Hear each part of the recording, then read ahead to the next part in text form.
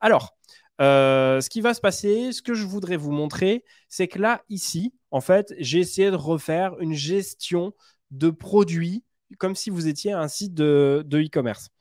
D'accord? Vous êtes gestionnaire de projet sur un site e-commerce, vous avez besoin de gérer vos produits, les utilisateurs, les fournisseurs, et vous avez besoin de savoir en fait comment est-ce qu'on fait pour mettre en relation tout ça et d'avoir vraiment des dashboards bien définis sur ce qui se passe. Alors, lorsque vous arrivez sur Airtable, ce qui va se passer, c'est que je vais réouvrir Airtable et on va se créer une base de données ensemble pour voir comment est-ce que ça fonctionne. Hop, si Internet fonctionne bien. Tac. Alors, j'ajoute une base de données. Voilà, quand vous arrivez, ça fonctionne en fait de telle manière. Alors, ce qui se passe, c'est que vous allez avoir des choses qui sont assez intéressantes. L'interface est fournie, mais je trouve aussi vraiment très bien faite. Ils ont vraiment super bien bossé en fait sur le sujet. Alors, vous avez le nom de la base de données. Évidemment, je n'ai pas du tout renommé cette base de données. Il va falloir qu'on le fasse. Ensuite, vous avez la partie données. C'est là-dessus que vous allez rentrer vos données. Vous avez la partie automatisation. C'est là-dessus que je vous parlais d'automatisation native et c'est là-dessus que vous allez justement pouvoir en fait automatiser les différentes actions qu'il va y avoir en fait sur vos différentes données. Vous avez la partie interface qui est ici. OK. Ensuite, lorsque vous démarrez, alors il vous propose de démarrer de différentes manières. Soit ici, vous démarrez et c'est des champs vides et c'est à vous de faire en sorte d'avoir quelque chose de complet.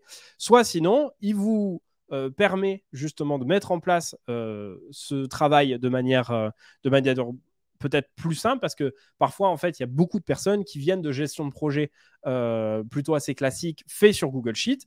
Vous avez la possibilité d'importer ce que vous avez fait là. Vous pouvez copier-coller les données. Vous pouvez venir aussi d'un tableau Excel ou vous pouvez utiliser aussi des templates qui sont déjà tout faits de la part de Airtable. Alors, ce qui se passe, c'est qu'en règle générale, moi, je n'utilise jamais des templates tout prêts. Je trouve que l'intérêt des templates, c'est que ça va pouvoir vous donner des idées de, par exemple, la manière dont sont construites les bases de données. Ça va pouvoir vous donner des idées de toutes les choses que vous pouvez faire dessus. Elles sont sûrement bien faites, mais il faut voir si ça correspond exactement à votre business. Donc, en règle générale, c'est bien pour trouver de l'inspiration, c'est bien pour comprendre comment fonctionne l'outil. Moi, j'avoue qu'à titre personnel, et c'est ce que je conseillerais également à des clients, c'est qu'on reparte vraiment en fait, de A à Z en fonction de leurs besoins. Mais c'est toujours intéressant en fait, de démarrer dessus. Et encore une fois, c'est des templates qui sont gratuits. Donc, vous pouvez vraiment, allez-y, faites-vous plaisir. Ensuite, vous avez une partie, la partie extension. Voilà, je vous montrerai vite fait en fait ce que ça donne à la fin, les extensions. Et puis surtout, après, vous avez en fait vraiment tout ce. Hop. Je vais essayer de déplacer ça ici. Hop. Et vous avez vraiment toute cette partie. Alors, je vous ai dit, ça, c'est la partie base. C'est toute votre base de données. Et qu'est-ce qui se passe? Vous avez également la partie table 1. Donc, dans une base, il y a différentes tables. Dans ces tables, il y a ce qu'on appelle en fait des records. Ça va être les lignes qui sont ici. Et vous allez avoir des champs. Et les champs, c'est ça. Là, c'est le champ note, par exemple. Et là, c'est le record 1. OK? Ici, vous allez avoir ce qu'on appelle des vues. D'accord? Donc ça, je vais vous le montrer après. C'est quelque chose d'assez d'hyper intéressant parce que ça, c'est vraiment, en fait, ces vues vont vous faire gagner beaucoup de temps sur les choses que vous voulez afficher ou non. Et là, vous avez en fait pas mal d'options que vous pouvez évidemment ajouter à ces différentes vues. Donc là, pour créer des vues, elles sont ici. Vous avez une vue grid. La vue grid, c'est cette vue-là. Vous avez une vue forme. Donc là, c'est le fameux formulaire dont je vous parlais. Vous avez une vue calendrier. D'accord? Donc ça, je vais vous montrer en fait sur des projets réels que moi j'ai fait pour vous montrer ce que c'est qu'en fait une vue calendrier. Vous avez la vue galerie, la vue Kanban, la vue timeline, la vue Gantt. Donc voilà, ça encore une fois, c'est vraiment des choses que vous retrouvez sur pas mal d'outils de gestion de projet et qui sont hyper intéressantes. Je vous laisserai aller voir ce que c'est sur ce point-là. Alors, ce qui se passe, ce qui serait bien, c'est que ensemble, justement, on arrive à faire cette partie e-commerce. D'accord? Donc, ce qui va se passer, c'est qu'on va mettre en place nos différentes tables avec des produits et des fournisseurs. Et ensuite, justement, on va essayer de faire fonctionner tout ça. Alors, comment est-ce que ça fonctionne? Il s'avère que, hop, pardon, je vais le mettre à côté. Il s'avère que, hop, voilà, ça va être beaucoup mieux comme ça. Il s'avère que Airtable, de base, il va vous donner toujours en fait des champs qui sont de base vides et qui vont toujours être les mêmes. En règle générale, la plupart en fait des personnes qui démarrent en fait sur Airtable ont tendance en fait à les supprimer. Donc vous pouvez supprimer ces champs sans aucun problème. Et du coup, ce qu'on va démarrer, c'est notre table en fait. Je vais double-cliquer et je vais l'appeler produit. OK? Ces produits, qu'est-ce qu'ils ont? Ils ont forcément une dénomination. OK? Alors, ce qui va se passer, ce qui est très important, mais là, c'est vraiment sur la conception du design de base de données, le premier champ, qui est un champ, en fait, le premier champ qui est un champ unique, justement, ce qui va se passer, c'est que vous devez trouver dans la table produit le champ qui va faire qu'il va y avoir une unicité à votre produit. Alors, par exemple, sur du e-commerce, ce qu'on pourrait dire, c'est que vous pouvez avoir une unicité en fait au niveau du produit sur ce qu'on appelle un SKU. Alors, je vous laisserai aller voir ce que c'est. Et là, on va le laisser à ce moment-là sur ce qu'on appelle une single line text. D'accord? C'est le type de champ que vous pouvez avoir. Là, vous voyez, quand j'ai cliqué dessus, je peux avoir plein de types de champs différents. Un texte un peu plus long, une date, un téléphone, un email, une URL, un nombre, etc. Et donc là, vous allez voir, on va les mettre en fait au fur et à mesure. Donc, le SKU, il est ici. Et ça, alors, un SKU, on n'a qu'à dire, ça s'appelait TS 1, 2, 3, 4, 5. D'accord? Encore une fois, je ne fais pas du e-commerce. Ça va être quelque chose d'unique qui va justement nommer. Donc là, on va avoir la dénomination. La dénomination de ce qu'on cherche à avoir sur notre produit. Alors là, c'est pareil, je vais rester sur une single line text parce que c'est plus intéressant pour avoir des textes qui sont courts. Je suis désolé, j'ai déplacé un petit peu, mais vous allez voir, c'est intéressant. Donc, sur la dénomination, donc là, par exemple, on va mettre chaise longue en bois.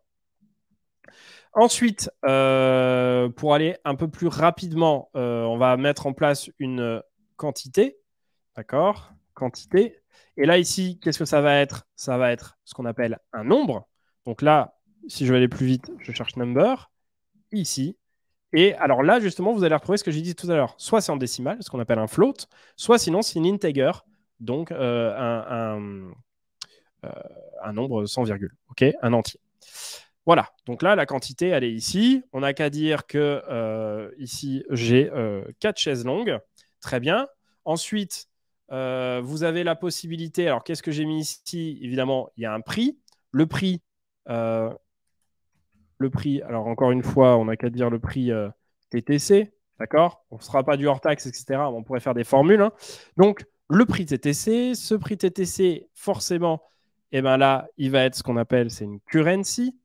Currency, donc au niveau du symbole, on veut choisir l'euro et une précision, allez, on va mettre des virgules et là, du coup, ça sera pas mal. Vous pourriez bien évidemment changer ces précisions-là.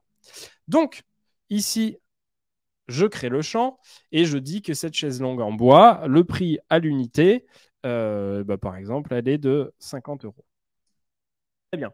Ensuite, vous avez la possibilité, si on reprend, d'avoir du code barre. Alors, le code barre, je ne l'ai pas mis ici. Ça, c'est quelque chose que vous pouvez utiliser avec avec l'application mobile et vous pouvez coder, vous pouvez avoir directement vos codes barres en fait sur Airtable. C'est quelque chose qui est intéressant pour ceux qui font du e-commerce. Vous avez une partie également statut. Alors ça, c'est intéressant. Statut, ça va être une liste déroulante en fait qu'on va pouvoir faire. C'est ce qu'on appelle une single select. D'accord? Et ce statut, en fait, soit on n'a qu'à dire que les produits sont disponibles, soit le statut il est en réassort, d'accord? On a besoin de le faire, soit il est en rupture de stock. Il est en rupture de stock. Ok, très bien. Alors, ce qui est cool, c'est que on peut changer les couleurs si vous cliquez dessus. Là, par exemple, c'est disponible, c'est en vert. En réassort, là, ça commence à être un peu léger. Il faut faire attention et du coup, on le met en jaune pour bien qu'il y ait de la visibilité. Rupture de stock, c'est du rouge direct parce que forcément pour du e-commerce, c'est important. Alors on va juste enlever ça parce que ça nous gêne. Maintenant, on n'en a plus besoin. Le statut, il est bon. Et ensuite, alors effectivement, on va voir la partie fournisseur. Alors, la partie fournisseur, on va également devoir créer en fait une autre table. Une autre table, create empty table, donc une table vide qu'on va appeler fournisseur. OK. Fournisseur, c'est pareil. Là, vous voyez, il remet la même chose en fait à chaque fois. Donc là, on va faire vraiment quelque chose de très, très, très simple. On peut aller beaucoup plus loin. Là, c'est vraiment pour vous montrer et pour démarrer en fait ce qui a été fait. Donc, ici, ce qui va se passer, c'est que forcément, je vous ai dit, on doit avoir en fait une clé primaire, quelque chose d'unique en fait qui va nous servir en fait à identifier le fournisseur. Et là, du coup, ça va être son mail, par exemple. Parce que ça, c'est vraiment quelque chose qui sera unique. Et donc, on va choisir en type de champ un email. D'accord? Donc, ça veut dire qu'il faudra forcément quelque chose où il y ait un arrobase. Ça, c'est important. Et donc là, ce que je peux faire. Alors, ici, vous avez un petit. Vous pouvez étendre en fait les records pour voir un petit peu mieux comment ça se passe. C'est assez intéressant. Donc, par exemple, moi, je vais mettre. Hop. Hello, arrobase. Je vais mettre. Tac, je vais mettre un mail et ensuite sur ce mail-là, ce qui va se passer, c'est que je voudrais faire un lien entre, par exemple, le nom. On va mettre le nom de la boîte. Alors, pareil, moi je mets des minuscules et des underscores. Il y a beaucoup de questions dessus. Nom entreprise. Ici, on va mettre une single text. OK. Donc là, voilà. Et Uncode School. Hop. Et ici, on va utiliser. Hop. Ils ne sont pas en train de faire des nouveautés en même temps. On va utiliser un link to another record. Pourquoi? Je vais vous dire, je voudrais faire en sorte que ce fournisseur-là, il aille regarder en fait dans les différents produits et que ces différents produits, justement, ils puissent en fait ici, on va trouver le SKU. Je voudrais que ces différents produits, justement, on puisse les retrouver là. Alors, il y a plusieurs choses qui s'affichent. Là, on n'a pas le temps vraiment de rentrer dans le détail, mais sauf que là, du coup, ce qui est intéressant, c'est que quand je clique dessus, je vais avoir un petit plus. Et qu'est-ce qui va m'afficher? Il va m'afficher TS 1, 2, 3, 4, 5. Et ça, c'est quelque chose qu'on avait vu déjà, en fait, au niveau du produit ici. Et donc ça, c'était un gros point. Donc, ici, sur la partie produit. Et là, on le retrouve là. Et qu'est-ce qui s'est passé dans ma partie produit? Dans ma partie produit, ici, je me retrouve avec une base de fournisseurs. Hop, ici, je peux choisir par exemple disponible, une base de fournisseurs avec le mail. Et vous allez voir que ça, c'est très intéressant. Donc là, on a la partie fournisseur qui est là. Et ce qui va se passer, c'est qu'ensuite, on va essayer de faire une automatisation. D'accord? Ce que je voudrais, c'est que automatiquement, quand par exemple, la quantité arrive à 4, enfin est égale à 4, je voudrais que ça m'envoie, en fait, on n'a qu'à dire qu'en fait, c'est quelque chose qui, lorsque la quantité en fait arrive à 4, c'est quelque chose qui est un peu critique pour l'entreprise parce qu'on va avoir besoin justement en fait de faire ce réassort. D'accord, le réassort, il est ici. Et je vais avoir besoin d'envoyer un mail automatiquement au fournisseur pour lui dire envoie-moi des nouveaux produits parce que ça commence à être un petit peu limite. Donc ça c'est un gros point. Alors, ce qui va se passer, c'est que là, on va aller dans la partie automation. D'accord? Sur la partie automation, ça se présente de cette manière. Alors, on va devoir, et pour ceux qui ont suivi effectivement le live de la semaine dernière, ça commence toujours par un trigger. Un trigger, c'est quoi? C'est un déclencheur. Qu'est-ce qui va déclencher ça? On a dit que le déclencheur, c'est à partir du moment où la quantité, là, au niveau de ce produit, est égale à 4, alors je veux que ça envoie un mail au fournisseur et je veux que le statut, il passe de disponible à réassort. Alors, vous allez voir, c'est très simple à faire. Donc, en automatisation, on a dit d'abord un trigger. Donc là, on va dire, alors vous en avez plusieurs, on va prendre le premier. Quand un record match une condition, c'est-à-dire que quand une des lignes, ça match une des conditions, alors, il va se passer quelque chose. Donc là, ici, on sélectionne la table. La table, c'est la table produit, dans laquelle il y a une condition, puisqu'on veut que ici, lorsque la quantité est égale à 4, il se passe quelque chose. Donc, on va d'abord tester, on va choisir un record ici, et on va tester. C'est bon, ça a bien sélectionné. Là, ici, il me récupère bien, en fait, les différents éléments, d'accord?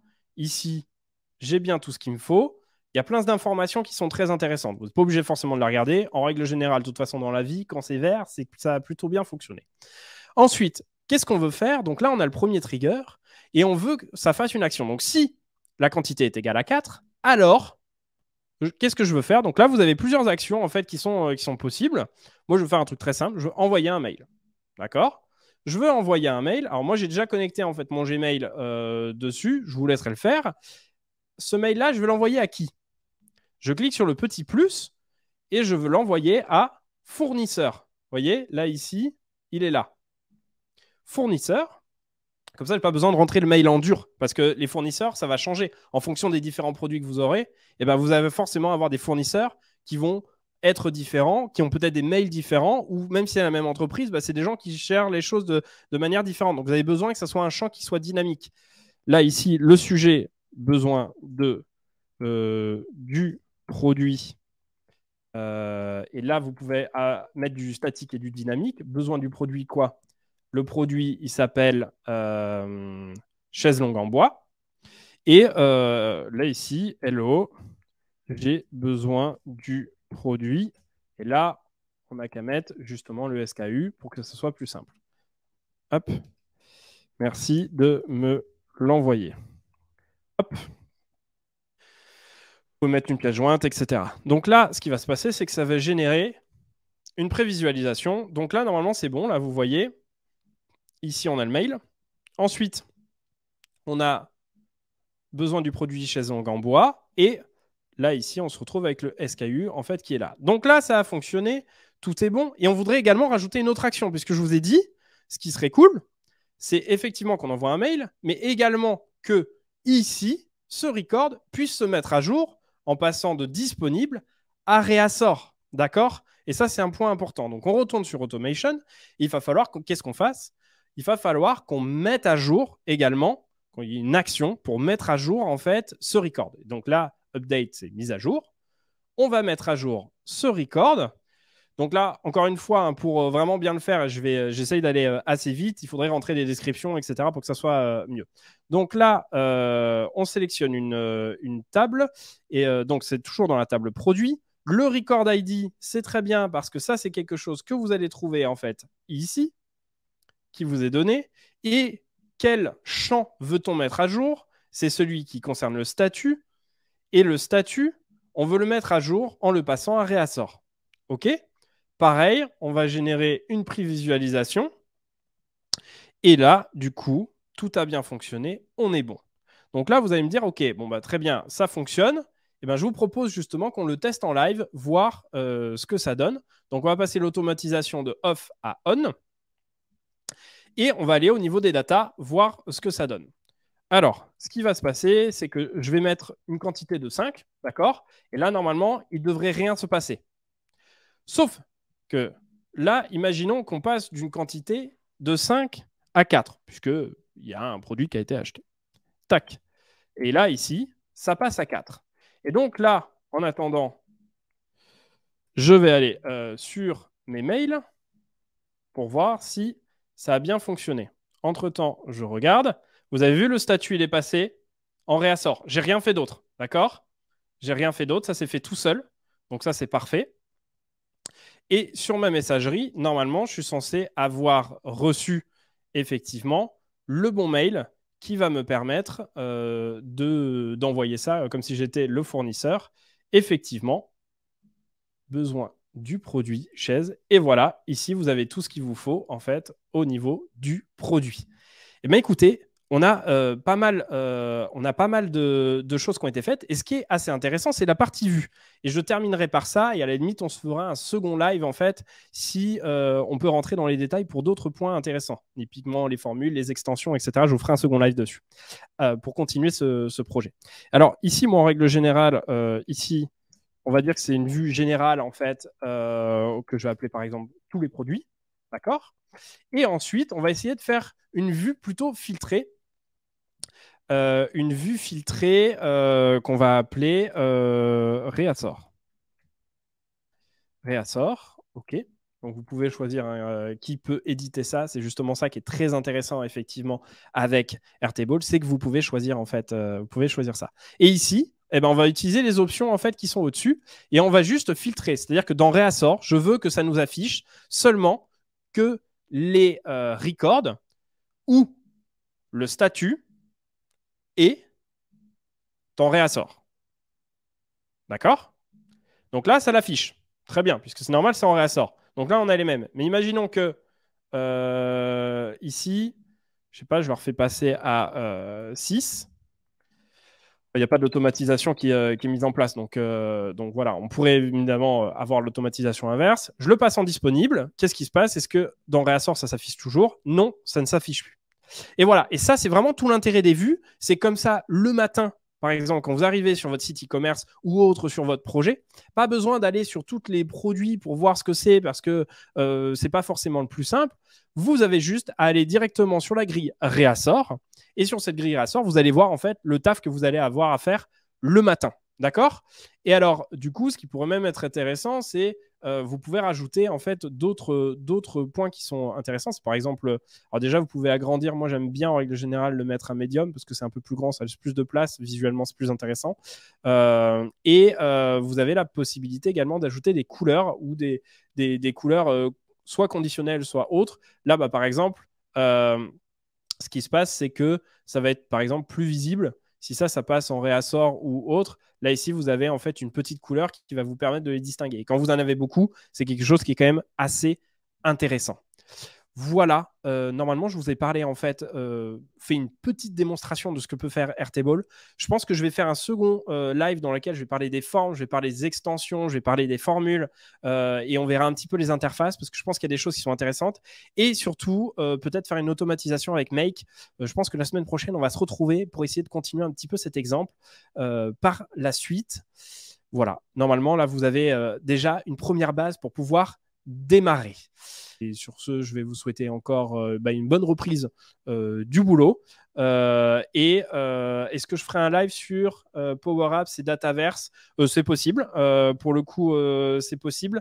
Il s'avère que je vais mettre en place en fait la possibilité que vous puissiez justement pouvoir proposer en fait différents types de live par la suite sur du no-code et puis justement comme ça il y aurait vraiment quelque chose de participatif, pas tout le temps moi qui proposerai en fait des choses. C'est bien aussi que la communauté et que les entreprises en fait puissent arriver à comprendre en fait ces différents outils et j'aimerais bien que vous puissiez participer aussi.